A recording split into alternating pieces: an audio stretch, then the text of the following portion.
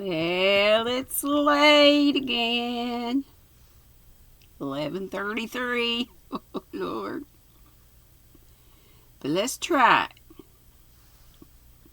Chapter 24 of What Mrs. McGillicuddy Saw, or 450 from Paddington, Chapter 24. Nobody could have made more of a muck of it than I seem to have done, said Dermot Craddock gloomily. He sat, his long legs stretched out, looking somehow incongruous in faithful Florence's somewhat over-furnished parlor. Over-furnished. Parlor. Come into my parlor, said the spider to the fly. Let's see here. He was thoroughly tired, upset, and dispirited. Miss Marple made soft, soothing noises of dissent. No, you've done very good work, my dear boy, very good work indeed. I've done very good work, have I? Let a whole family be poisoned. Alfred Crackenthorpe's dead, and now Harold's dead too. Did we know Harold was dead? It's been a while since I read. Oh, yeah, he swallowed those pills. I forgot. Now something else is... Okay, let me get back to my book. Yeah, he swallowed those pills. I knew it. Okay, now Harold's dead too. What the hell's going on here? That's what I should like to know. Poison tablets, said Miss Marple thoughtfully.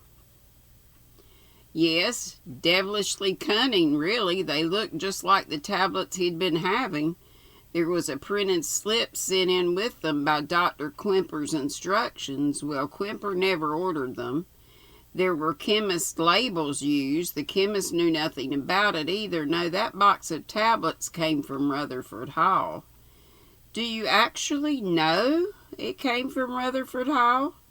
Yes, we've had a thorough checkup. Actually, it's the box that held the sedative tablets prescribed for Emma. Oh, I see, for Emma. Yes, it's got her fingerprints on it, and the fingerprints of both the nurses and the fingerprints of the chemist who made it up. Nobody else's, naturally. The person who sent them was careful, and the sedative tablets were removed and something else substituted. Yes, that of course is the devil with tablets. One tablet looks exactly like another. You're so right, agreed Miss Marple. I remember so very well in my young days, the black mixture and the brown mixture, in parentheses, the cough mixture that was, and the white mixture and the doctor's so-and-so's pink mixture. People didn't mix those up nearly as much. In fact, in my village of St. Mary Mead, we still like that kind of medicine. It's a bottle they always want, not tablets. What were the tablets? She asked. Aconite, I guess. Aconite. They were the kind of tablets that are usually kept in a poison bottle, diluted 1 in 100 for outside application. And so Harold took them and died, Miss Marple said thoughtfully. Dermot Craddock uttered something like a groan. You mustn't mind my letting off steam to you, he said. Tell it all to Aunt Jane. That's how I feel. That's very, very nice of you, said Miss Marple, and I do appreciate it. I feel towards you, as Sir Henry's godson, quite differently from the way I feel to any ordinary detective. Inspector. Dermot Craddock gave her a fleeting grin, but the fact remains that I've made the most ghastly mess of things all along the line, he said. The chief constable down here calls in Scotland Yard, and what do they get? They get me making a prize ass of myself. No, said Miss Marple. Yes, I don't know who poisoned Alfred. I don't know who poisoned Harold, and to cap it all, I haven't the least idea who the original murdered woman was. This Martine business seemed a perfectly safe bet. The whole thing seemed to tie up, and now what happens? The real Martine shows up and turns out most improbably to be the wife of Sir Robert Stoddard West. So who's the woman in the barn now? Goodness knows. First I go all out on the idea she's Anna Stravinska, and then she's out of it. He was arrested by Miss Marple giving one of her small, peculiarly significant coughs. But is she? She murmured. Craddock stared at her. Well, that postcard from Jamaica. Yes, said Miss Marple, but that isn't really evidence, is it? I mean, anyone can get a postcard sent from almost anywhere, I suppose. I remember Mrs. Brierly. Such a very bad nervous breakdown. Finally, they said she ought to go to the mental hospital for observation. And she was so worried about the children knowing about it, and so she wrote 14 postcards and arranged that they should be posted from different places abroad, and told them that Mummy was going abroad on a holiday, she added, looking at Dermot Craddock. You see what I mean? Yes, of course, said Craddock, staring at her. Naturally. We'd have checked that postcard if it hadn't been for the Martine business fitting the bill so well. So convenient, murmured Miss Marple. It tied up, said Craddock. After all, there's the letter Emma received signed Martine Crackenthorpe. Lady Stoddard West didn't send that, but somebody did. Somebody who was going to pretend to be Martine, and who was going to cash in, if possible, on being Martine. You can't deny that. No, no. And then the envelope of the letter Emma wrote to her, with the London address on it, found at Rutherford Hall, showing she'd actually been there. But the murdered woman hadn't been there, Miss Marple pointed out. Not in the sense you mean. She only came to Rutherford Hall after she was dead. Pushed out of a train onto the railway embankment. Oh, yes. What the envelope really proves is that the murderer was there. Presumably, he took that envelope off her, with her other papers and things, and then dropped it by mistake, or I wonder now, was it a mistake? Surely Inspector Bacon and your men too made a thorough search of the place, didn't they? And didn't find it. It only turned up later in the boiler house.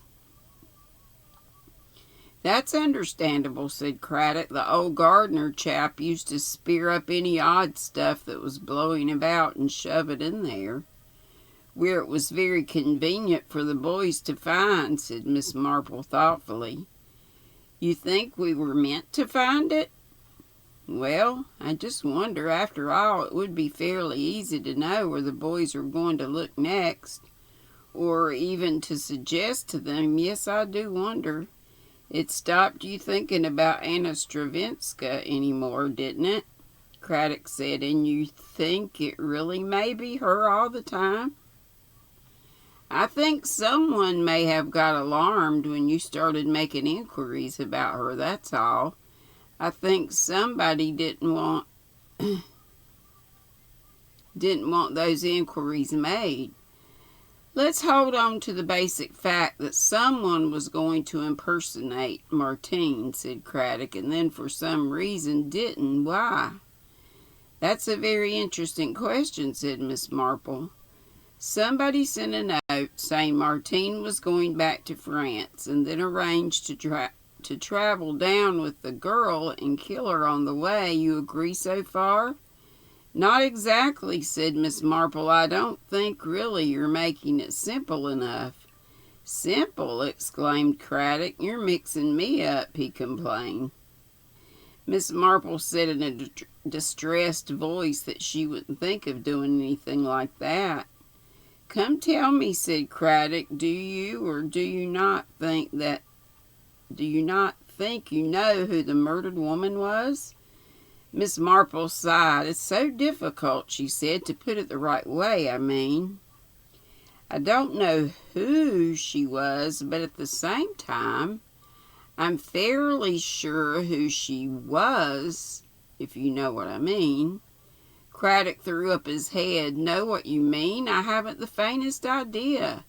He looked out through the window. "There's your Lucy Islesbury coming to see you," he said. "Well, I'll be off. My amour," something French, "is very low this afternoon, and having a young woman coming in radiant with efficiency and success is more than I can bear." That's all, 24. That was fast. Let's see how much I can read at 25. I looked up tontine in the dictionary, Tontine, said Lucy. The first greetings were over, and now Lucy was wandering rather aimlessly around the room, touching a china dog here, an antimacassar,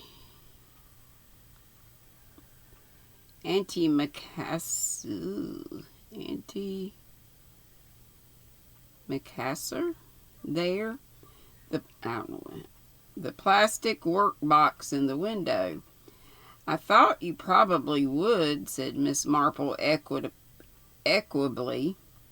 Lucy spoke slowly, quoting the words: "Lorenzo Tonti, Italian banker, originator, 1653, of a form of annuity in which the shares of subscribers who die are added to the profit shares of the survivors." She paused. "That's it, isn't it? That fits well enough, and you were thinking of it even then, before the last two deaths." She took up once more her restless, almost aimless prowl round the room. Miss Marple sat watching her. This was a very different Lucy Islesbury from the one she knew. "I suppose it was asking for it, really," really, said Lucy. "A will of that kind, ending so that if there was only one survivor left, he'd get the lot. And yet there was quite a lot of money, wasn't there? You'd think it would be enough shared out." She paused, the words trailing off. "The trouble is," said Miss Marple, that people are greedy. Some people. That's so often, you know how things start. You don't start with murder, with wanting to do murder, or even thinking of it. You just start by being greedy, by wanting more than you're going to have." She laid her knitting down on her knee and stared ahead of her into space. "That's how I came across Inspector Craddock first, you know. A case in the country near Mettingham Spa. That began the same way, just a weak, amiable character who wanted a great deal of money. Money that person wasn't entitled to, but there seemed an easy way to get it, not murder then, just something so easy and simple that it hadn't seemed wrong. That's how things began, but it ended with 3 murders. "Just like this," said Lucy. "We've had 3 murders now. The woman who impersonated Martine and who would have been able to claim a share for her son."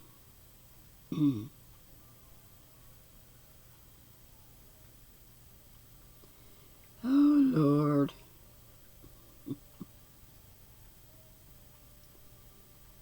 Lost my spot. But it ended with 3 murders. Okay. Impersonated Martini would have been able to claim a share for her son. And then Alfred. And then Harold. And now it only leaves 2, doesn't it? "You mean," said Miss Marple, "there are only Cedric and Emma left?" "Not Emma. Emma isn't a tall, dark man. No, I mean Cedric and Brian Eastley. I never thought of Brian because he's fair. He's got a fair mustache and blue eyes, but you see, the other day She paused. "Yes, go on," said Miss Marple. "Tell me, something has upset you very badly, hasn't it?" "It was when Lady Stoddard West was going away. She had said goodbye, then suddenly turned to me, just as she was getting into the car, and asked who was the tall, dark man who was standing on the terrace as I came in. I couldn't imagine who she meant at first because Cedric was still laid up, so I said, rather puzzled, 'You don't mean Brian Easley?' And she said, 'Of course that's who it was. Squadron Leader Easley. He was hidden in our loft once in France during the Resistance. I remember the way he stood and the set of his shoulders.' And she said, I should like to meet him again, but we couldn't find him." Miss Marple said nothing, just waited. "And then," said Lucy, "later I looked at him. He was standing with his back to me, and I saw what I ought to have seen before, that even when a man's fair, his hair looks dark because he plasters it down with stuff. Brian's hair is sort of medium brown, I suppose. But it can look dark. So you see, it might have been Brian that your friend saw in the train. It might." "Yes," said Miss Marple, "I had thought of that." "I suppose you think of everything," said Lucy bitterly. "Well, dear, one has to, really. But I can't see what Brian would get out of it. I mean, the money would come to Alexander, not to him. I suppose it would make an easier life. They could,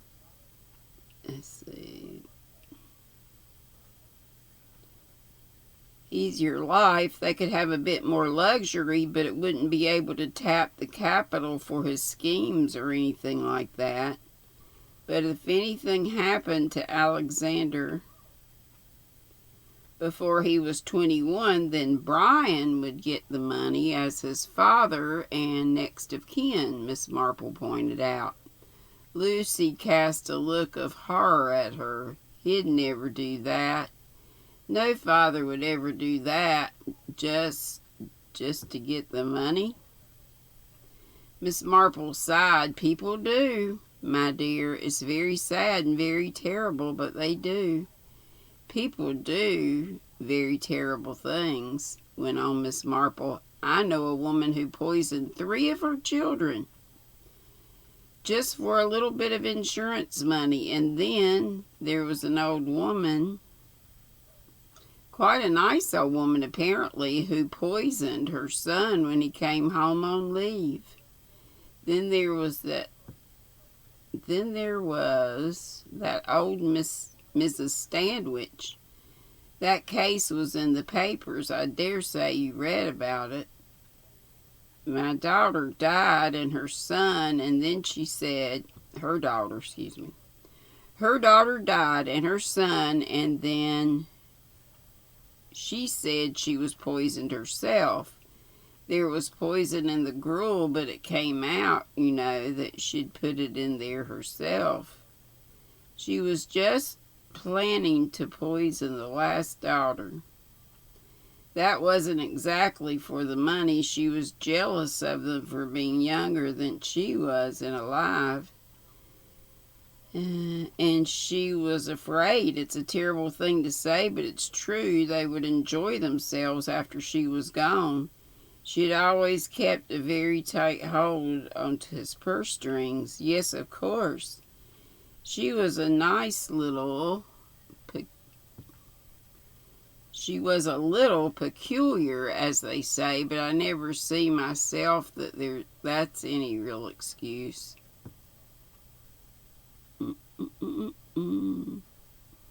I mean, you can be a little peculiar in so many different ways. Sometimes you can just go about giving all your possessions away and writing checks on bank accounts that don't exist. Oh, I'm getting sleepy. just so as to benefit people. It shows, you see, that behind being peculiar, you have a nice disposition, but of course, if you're peculiar and behind it you have a bad disposition, well, there you are. Now, does that help you at all, my dear Lucy? Does what help me? Asked Lucy, bewildered. What I've been telling you, said Miss Marple. She added gingerly, you mustn't worry, you know. You really mustn't. Oh, shoot. Stuff keeps popping up here.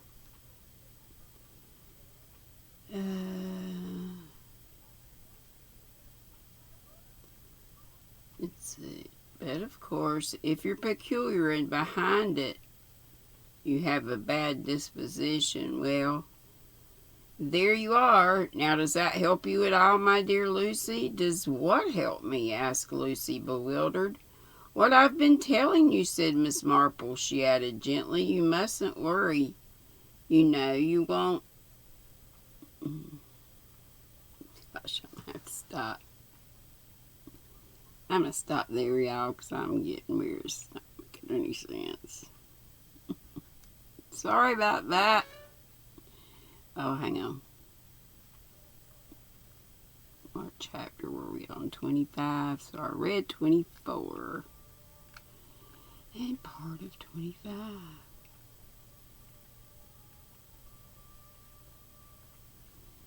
Okie dokie. I hope y'all have a very nice sleep, or maybe a nap if it's during the daytime and not at almost midnight.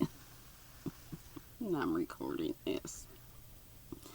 I get to go be wrapped up again tomorrow. Oh, I found this ball of yarn I was looking for at my live today. This is the Cotton Fair, and the color is Embers. No. Campfire. Possibly Campfire Embers, but maybe just Campfire. Do-rag. How many does this make? 12 I've started. I'm so crazy. Love y'all. Be sweet. Don't be ugly. See you later, Gators. Bye-bye.